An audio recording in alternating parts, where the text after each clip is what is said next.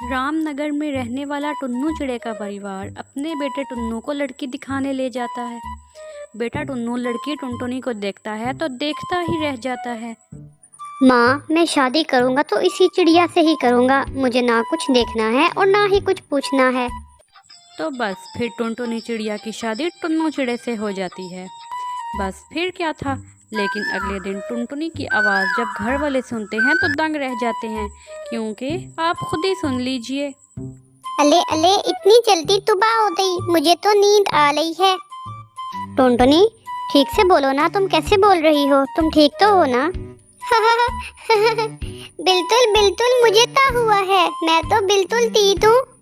टुन्नू चिड़े को समझने में देर नहीं लगती कि जिस टुनटुनी की आवाज़ वो चूं चूं सुनना चाहता था वो तो तोतली निकली।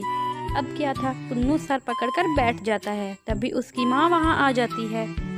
अरे ओ टुन्नू बेटा, बहू को क्या हुआ है? तुम लोग परेशान से लग रहे हो। टुन्नू कुछ बोलता उससे पहले ही टुनटुनी बोल पड़ती है। अले अले तातू माँ, कोई बात नहीं है, ये तो बिला बता ही परेशान हो रहे हैं। अरे ये तो तोतली है, तोतली, मेरे तो भाग्य ही फूट गए। हाय रे कमबख्त, ये क्या हो गया हमारे साथ? तुझे ही तो लड़की की सूरत देखनी थी, देख ली, अब जीवन भर करो मेला बाबू मेला सोना। अरे माँ, अब तुम भी मेरा मजाक उड़ाओगी? मैं इसे दोस्तों के सामने कैसे लेकर जाऊंगा? अपने पति टुन्नू की परेशानी देखकर टुनटुनी हंसती है और कहती है, अले अले, आपको परेशान होने की जरूरत नहीं है। मैं चुप लाद कर लूंगी आपके दोस्तों के सामने। मेरे पापा भी मुझे चुप रहने को बोलते थे। टुन्नू और उसकी माँ को टुनटुनी का ये आइडिया अच्छा लगता है। अगले दिन टुन्नू और टुनटुनी टुन्नू के दोस्त के घर दावत पर जाते हैं, जहाँ पर टुन्नू टुनटुनी को समझा कर जाता है कि तुमने चुप रहना है, चाहे जो हो जाए। वो एक बूंद आवाज़ नहीं निकालेगी। बस फिर क्या था, टुन्नू के दोस्त की बीवी टुनटुनी से उसका नाम पूछती है। तभी टुन्नू बोल पड़ता है, अरे भाभी, टुनटुनी नाम है इसका, टुनटुनी। अब दोस्त के घर कोई भी टुनटुनी से सवाल करता, जवाब टुन्नू देता। टुन्नू टुनटुनी को बोलने का मौका ही नहीं दे रहा था। उसे डर था कि कहीं टुनटुनी उसके तोतलेपन की पोल ही ना खोल दे। अरे भैया, आप आए हैं, पर मैंने तो आपकी पत्नी की आवाज ही नहीं सुनी। कहीं ये गूंगी तो नहीं है ना? टुनटुनी को ये बात सुनकर गुस्सा लगता है, मगर उसे टुन्नू की बात भी याद रहती है कि उसे कुछ भी नहीं बोलना, तो लिहाजा वो चुप ही रहती है। तभी टुन्नू बोलता है, अरे नहीं भाभी, टुनटुनी नाम है मेरी पत्नी का। टुनटुनी, और टुनटुनी भी भला गूंगी हो सकती है क्या? वो तो जरा शर्मीली और कम बोलने वाली है मेरी पत्नी। बस तो फिर सभी टुन्नू की बात पर यकीन कर लेते हैं। तभी टुनटुनी को वॉशरूम जाना होता है और उससे कंट्रोल भी नहीं हो रहा होता, क्योंकि आज तो उसका पेट खराब था। तभी वो बोलती है, बाथरूम ताए, बाथरूम ताए, मुझे बाथरूम ताना है। टुनटुनी की आवाज़ सुनकर तो टुन्नू का मुंह उतर जाता है। तभी भाभी टुन्नू से बोलती है, अरे ये क्या टुन्नू भैया, तुम्हारी टुनटुनी तो तोतली है। अरे हाँ भाभी, बस मैंने तो इसकी सुंदरता देखी, इससे कोई सवाल जवाब करना भी जरूरी नहीं समझा। लेकिन बाद में शादी के मुझे पता चला कि ये तो तोतली है। बस फिर। अरे कोई बात नहीं टुन्नू भैया, अब तो तोतलेपन का भी इलाज है। आप इन्हें अच्छे डॉक्टर को दिखाइए, इसका इलाज असंभव है। अच्छा भाभी, फिर तो मैं कल ही इसे डॉक्टर के पास लेकर जाऊंगा और फिर मेरी टुनटुनी सच में कोयल की तरह बोलने लगेगी। अगली सुबह ही टुन्नू चिड़ा टुनटुनी को डॉक्टर को चेक कराता है और फिर कुछ ही महीनों बाद टुनटुनी बिल्कुल ठीक हो जाती है।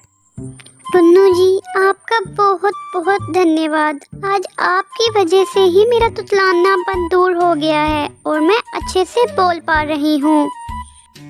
और फिर इस तरह अब वो तीनों खुशी खुशी रहने लग जाते हैं। आपको हमारी कहानी कैसी लगी कमेंट में ज़रूर बताइएगा, और ऐसी मज़ीद कहानियाँ देखने के लिए हमारे चैनल को सब्सक्राइब और बेल आइकन को ज़रूर दबाएं। थैंक यू, मिलते हैं अगली कहानी में, तब तक गुड बाय। मुझे मुझे मर जाने दो, मेरे जीवन का कोई फायदा नहीं है। मैं और मेरी बच्ची इस नदी में कूदकर अपनी जान दे देंगे। मत रोको हमें मत रोको, हमें मर जाने दो। बहन ऐसा मत करो, अभी तो इस मासूम सी बच्ची ने अपनी आंखें भी ठीक से नहीं खोली। तुम इसे मौत के हवाले करना चाहती हो? इतनी स्वार्थी कैसे हो सकती हो तुम? टुनटुनी चिड़िया अपने लिए संभावना देखकर फूट फूट कर रोने लग जाती है और कालू कौवे को अपनी सारी कहानी बताती है। कालू कौवा एक बहुत ही ईमानदार कौवा था। उसने जब टुनटुनी चिड़िया को आत्महत्या करते देखा तो उसे रोक लिया। टुनटुनी चिड़िया, तुम ऐसा मत करो। टुनटुनी, तुम चिंता मत करो, तुम आज से मेरी बहन बनोगी। चलोगी ना मेरे घर? प्लीज़ टुनटुनी चिड़िया, इंसानियत के लिए ही सही मेरी बहन बन जाओ और मेरे साथ मेरे घर पर चलो। टुनटुनी चिड़िया की शादी बंटी चिड़िया के साथ बड़ी ही धूमधाम से हुई थी।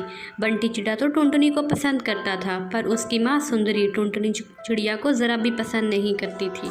सुनो जी, माँ का व्यवहार मुझे थोड़ा अजीब सा लगता है। मुझे तो लगता है उन्हें लड़कियाँ पसंद ही नहीं हैं। अरे टुनटुनी, ऐसा बिल्कुल नहीं है। तुम अभी नई आई हो ना, इसीलिए तुम्हें ऐसा लगता है।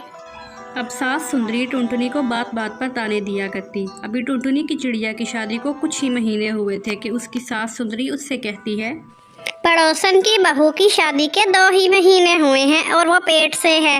तेरा पता नहीं क्या चल रहा है। शादी को 1 साल होने को चले, अभी तक मैंने पोते का मुंह नहीं देखा। पर माँ जी, मेरी शादी के तो अभी केवल 6 ही महीने हुए हैं। अच्छा, बड़ा जवाब दिया। कैंची की तरह जबान चल रही है। 6 ही महीने हुए हैं तो अभी तो पेट से नहीं है तू। इसी तरह कुछ महीने बीत जाते हैं और टुनटुनी चिड़िया गर्भवती हो जाती है। पर गर्भवती होने पर भी सुंदरी उसे ताने दिया करती और कहती है, अरे सुन, लड़का ही होना चाहिए। लड़का ही वंश को आगे बढ़ाता है। लड़कियों का क्या है, आधी जिंदगी अपने घर में रोटियां तोड़ती हैं और फिर पराए घर चली जाती हैं। हम लड़कियों को नहीं पाल सकते। लड़का ही होना चाहिए, मैं कह देती हूँ। पर माँ जी, लड़का हो या लड़की, दोनों ही एक समान होते हैं। लड़कियों से ही तो घर में रौनक होती है। और माँ जी, लड़कियाँ तो 2-2 घर संभालती हैं। फिर माँ जी, आपको लड़कियों से इतनी दिक्कत क्यों है? मुझे कुछ नहीं सुनना, मुझे पोता ही चाहिए। अगर लड़की हुई ना तो तेरी खैर नहीं बहू। टुनटुनी चिड़िया ये बात सुनकर बहुत परेशान हो जाती है और फिर शाम में जब बंटी चिड़ा घर लौटता है तब टुनटुनी चिड़िया अपनी सास की सारी बातें बताती है। पर वो तो बहुत हैरान हो जाती है जब बंटी भी अपनी माँ की तरह ही बोलता है और उससे कहता है, तो इसमें गलत ही क्या है? क्या कहा माने लड़का चाहिए, तो मुझे भी लड़का ही चाहिए, मुझे लड़की नहीं चाहिए। आप भी माँ जी की तरह ही बोल रहे हो। क्या लड़की होना इतनी बड़ी सजा है जो आप दोनों इतनी नफरत करते हो हम लड़कियों से? और फिर ऐसे ही कई माह बीत जाते हैं और टुनटुनी चिड़िया एक बहुत ही प्यारी चिड़िया को जन्म देती है। चिड़िया को देखते ही सुंदरी का पारा चढ़ जाता है और वो गुस्से से टुनटुनी से कहती है, अरे ओ करमजली, तूने इस मनहूस चिड़िया को पैदा किया है। निकल जा मेरे घर से। अब तेरे लिए मेरे इस घर में कोई जगह नहीं है। अपना बोरिया बिस्तरा बांध और निकल मेरे घर से। चल निकल जा। पर माँ जी, मैं ऐसी हालत में अपनी छोटी सी इस बच्ची को लेकर कहाँ जाऊंगी? माँ जी, जो भी है आप ही की तो है ना। खबरदार, जो तूने इसे मेरी पोती कहा तो मैं इसकी दादी नहीं हूँ। सुनिए जी, आप ही माँ जी को कुछ समझाइए ना। मैं ऐसी हालत में इस छोटी सी बच्ची को लेकर कहाँ जाऊंगी? मेरी माँ जो कह रही है बिल्कुल ठीक कह रही है। जाओ तुम यहाँ से। अब तुम्हें कहा भी था कि एक लड़की को जन्म ना देना, तुमने फिर भी इस लड़की को जन्म दिया है। जाओ यहाँ से। बेचारी टुनटुनी चिड़िया अपनी बच्ची को लेकर निकल जाती है और दर बदर की ठोकरें खाकर वो हार जाती है। इसीलिए वो आत्महत्या करने की सोचती है। वो जैसे ही आत्महत्या करने के लिए नदी किनारे पहुंचती है तभी वहां कालू कौवा आ जाता है और वो टुनटुनी को बचा लेता है। कालू कौवा टुनटुनी चिड़िया और उसकी बच्ची को अपने साथ घर ले जाता है, जहाँ पर कालू कौवे की दादी भी थी। कालू कौवे की दादी बबली चिड़िया टुनटुनी की बेटी से बहुत प्यार करती। एक दिन जब बबली चिड़िया आम का अचार बना रही थी तभी, अम्मा, मुझे भी आम का अचार बनाना सिखाओगी क्या? अम्मा, मैं भी अचार बनाना चाहती हूँ। हाँ बेटा, क्यों नहीं, मैं तुम्हें अचार बनाना सिखा दूँगी। और आम का ही क्यों, मैं तुम्हें कई प्रकार के अचार बनाना सिखा दूँगी बेटा।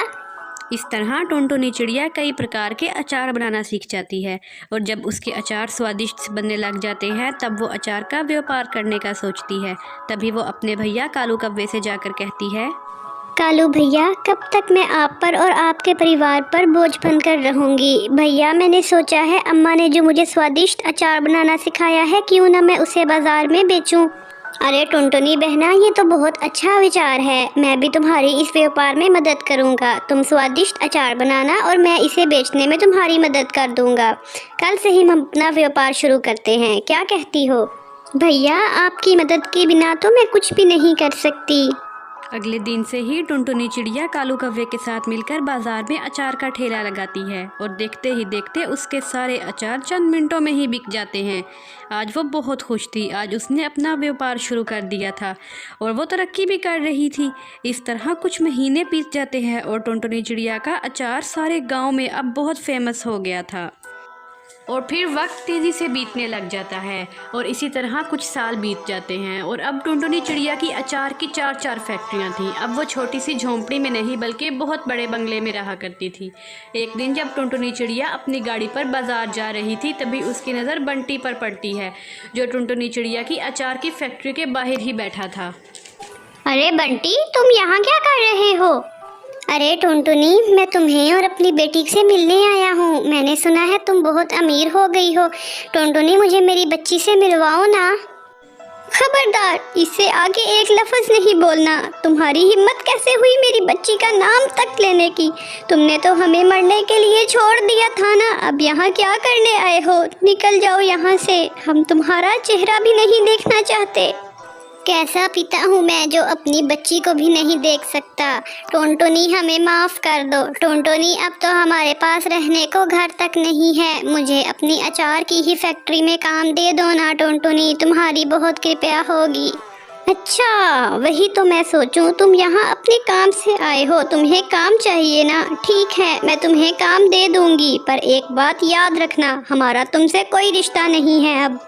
ये कहकर टुनटुनी अपनी गाड़ी में बैठकर वहाँ से चली जाती है और अपने भैया कालू और अपनी बेटी पारो के साथ खुशी खुशी रहने लग जाती है। अगर आपको हमारी कहानी अच्छी लगी हो तो हमारे चैनल को सब्सक्राइब और हमारी वीडियो को लाइक ज़रूर कीजिए। मिलते हैं अगली वीडियो में, तब तक good bye. Kindly subscribe my channel and press the bell icon for more interesting videos. Thank you.